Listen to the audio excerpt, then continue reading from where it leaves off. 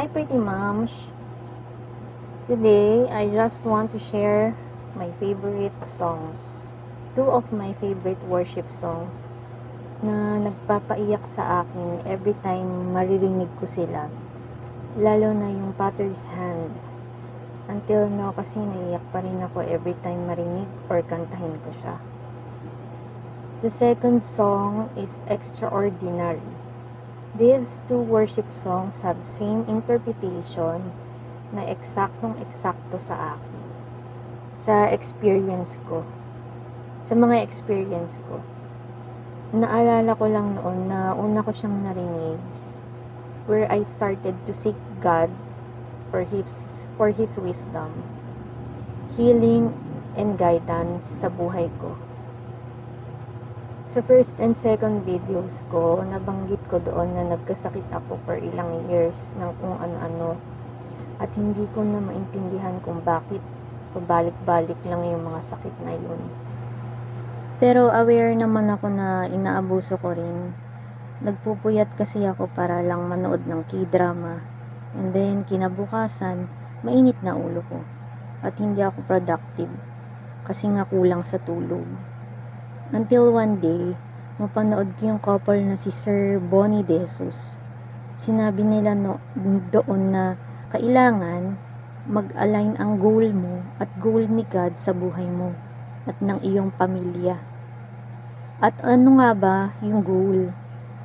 Ang goal kasi ni God is to bless our family. So, dapat, as homemaker, iset nating priority ang family.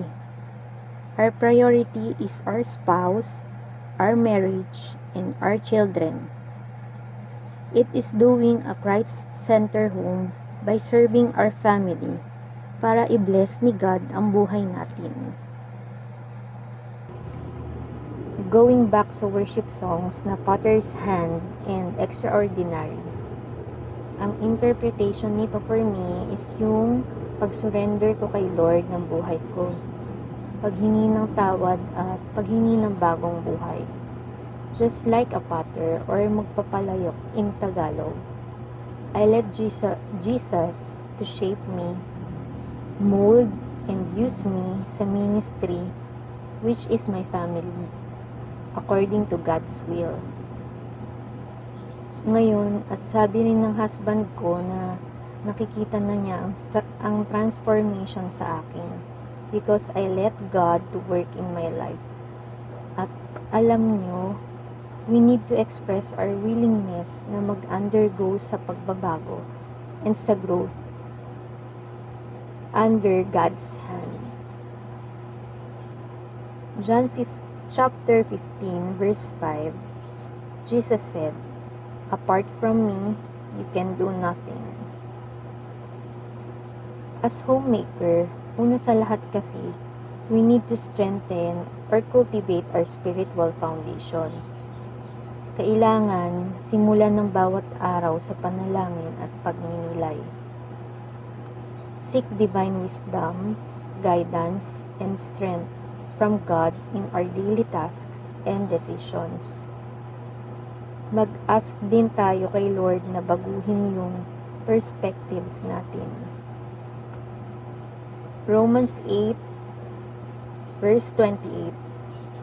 And we know that in all things God works for good of those who love Him, who have been called according to His purpose.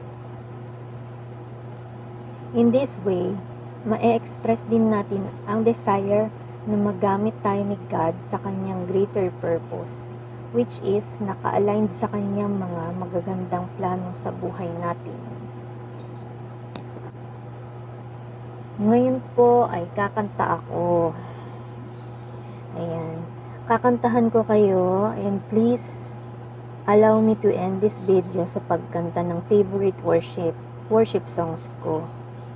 At naway ma-inspire ko kayo kahit na hindi kagandahan ng boses ko.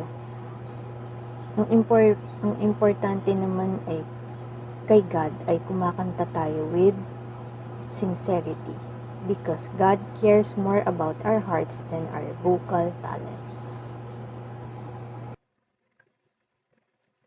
Beautiful Lord, wonderful Savior, I know for sure all of my days are held in your hands, crafted into your perfect plan. You gently call me into your presence, guiding me by your Holy Spirit. Teach me, dear Lord, to live all of my life through your eyes. I'm captured by your holy calling. Set me apart. I know you're drawing me to yourself. Lead me, Lord, I pray. Take me, mold me, use me, fill me. I give my life to the Father's hand. Call me, you guide me, lead me, walk beside me. I give my life to the Father's hand. Extraordinary, supernatural things are happening to me. This I believe, this I receive. It is my reality.